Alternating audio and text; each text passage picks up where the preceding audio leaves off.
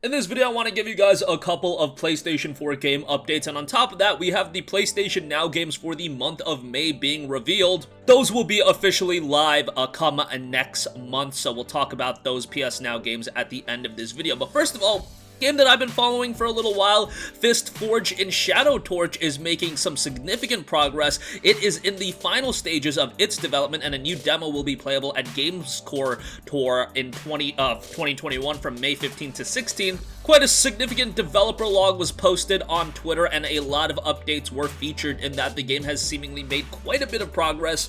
One of the questions asked was, when will the game come out exactly? Very soon, hopefully. We are right now finishing the last pieces of the game: localizations, voice acting, balancing, debugs, and other works. Also, we've gained great support from PlayStation China Hero Project on the adaptation works for the PlayStation 5 version. There was a demo that was shown off last year, and the game has changed significantly, noting the game now looks and feels much better in ways. Now, after the posting of this log, we will step into the promotion period and share more info in all aspects of the game in the following weeks. Changes and upgrades that have been made: fully polished storytelling and dialogue, more variety of game challenges, side quests, and collections were added, which enrich the potential of the game, updated materials, mapping, and illumination for all levels. They will look very much different than what we provided last year. The skill design and combat performance have been fully optimized. Formal sound effects were replacing those old awkward sound effects, redesigning the game user interface to make it more in line with the game worldview and art style. More hints and introductions were added to levels for ease of use.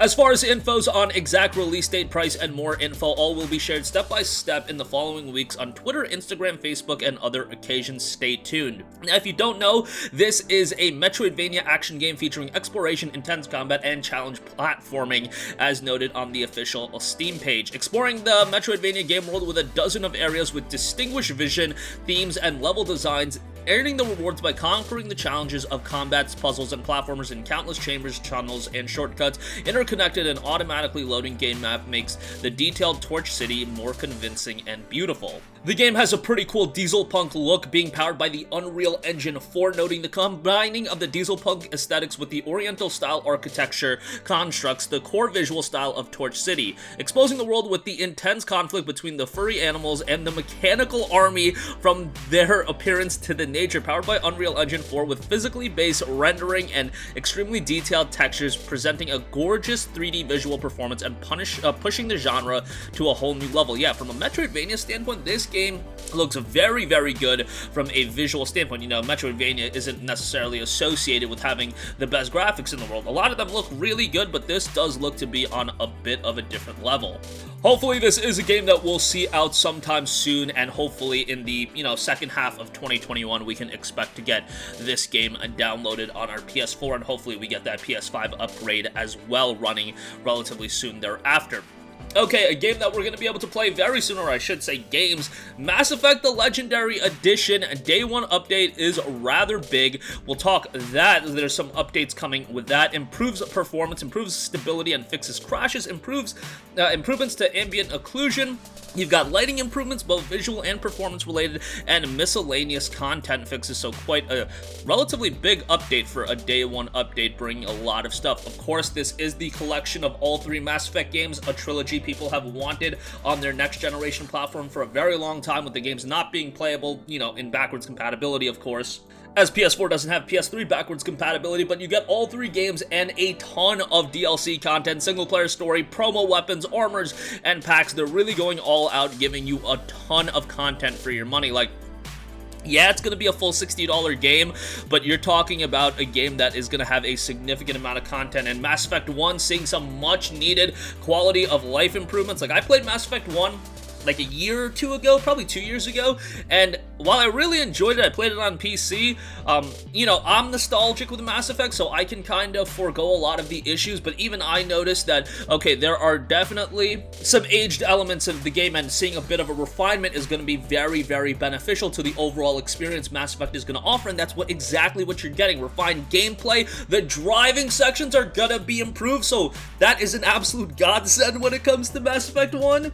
And it's going to be a new premiere way to play the game, so that's going to be really exciting. And Mass Effect 2 still holds up incredibly well, but you're going to get upgrades to that as well. And Mass Effect 3, I know it's a bit of a controversial game based on the ending, but a lot of that game is still really, really good. Mass Effect 2 is definitely the standout to me, and if you want to consider Mass Effect 2 one of the best RPGs of all time, I think you are completely valid with that opinion, because Mass Effect 2, in my opinion, is just on another level from a gameplay standpoint, story, voice acting. Every element of that game is at such a high level, and it was such a significant improvement over Mass Effect 1, which Mass Effect 1 back in 07, I mean, it was received pretty well, but Mass Effect 2 just turned it on its head and made it completely better. So excited for the Legendary Edition. Let me know if you guys are picking this one up day one. I know Resident Evil is right around the corner as well, so, you know, the game releases are really starting to heat up. A lot of you guys, I'm sure, picked up Returnal, so it's probably time you be a bit selective with the games you pick up, but let me know your thoughts in the comments section on that. And lastly, I do want to offer you guys the PlayStation Now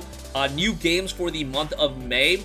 Some pretty decent ones being added. We've got Neo, so this is a very nice addition. Obviously, often compared to a Souls-like game, Neo is challenging, but another very, very rewarding game, and I love the setting. That's in Goku era in Japan. You got the supernatural elements attached in there as well. Good stuff there. Neo is definitely a solid addition. Jump Force might not be everybody's favorite addition in the world. I mean, Jump Force had quite a bit of hype when it was coming out. This anime crossover fighting game with characters from Dragon Ball, One Piece, Naruto, Bleach, Hunter x Hunter, Yu-Gi-Oh!, Yu Yu Hakusho, Saint Seiya, and so many other anime. And yeah, the game just lacked a lot of content, but just to have it in PS Now, I think it's a nice little addition, and hey, maybe you can give it a download and have some fun with it. But it was a game that if you drop $60 on it, yeah, you weren't all too happy. And lastly, Streets of Rage 4 is also being added. An awesome beat 'em up here. Really took Streets of Rage and revitalized it for a modern audience. This was an excellent, excellent game. Definitely one that you could play with a buddy and have a great time with. It was on Xbox Game Pass for a while. I don't know if it's still on Xbox Game Pass, so don't quote me on that, but it's going to be nice to have this on PlayStation Now as well. So pretty nice additions. PS Now still a little bit of a fringe service that not everybody's signing up for. But hey, there is some value in it, especially if you do want to play the PS3 games and you have a decent internet connection. But that's going to wrap up this one. Again, Fist Forged in a Shadow Torch will be hopefully coming sometime soon. It looks like they are in the latter stages of development, so that's exciting. Mass Effect Legendary Edition Day 1 update is going to offer you some updates. I'm very excited for that game. May 14th for that one. Definitely. I'm sure you guys already have it on your radar, but definitely want to be excited for. And PS Now, getting some nice little additions in the month of May. Streets of Rage 4, Neo, Jump Force. I mean, you know, it is what it is. It's not a crazy lineup of games. Like, I just saw the Xbox Game Pass update that's dropping soon, and I'm like, oh my god, there's so many high-quality titles dropping in that. But hey, I think Sony is just trying to adopt a different business model with how they see a subscription service like PS Now and how Microsoft sees Xbox Game Pass. But that's going to wrap up this one. Sound off with all of your thoughts in the comments section down below. Thank you for watching, and goodbye. Hey guys, we hope you enjoyed the video, and if you did, make sure to hit the subscribe button, and if you're already subscribed, do us a favor and hit the bell icon. This way you'll be notified whenever we post a new video. That's the best way to keep up with all of our uploads, and we usually try to upload 2 videos a day. And with the bell icon hit, you'll be notified whenever we do upload a video. As always, thanks for watching.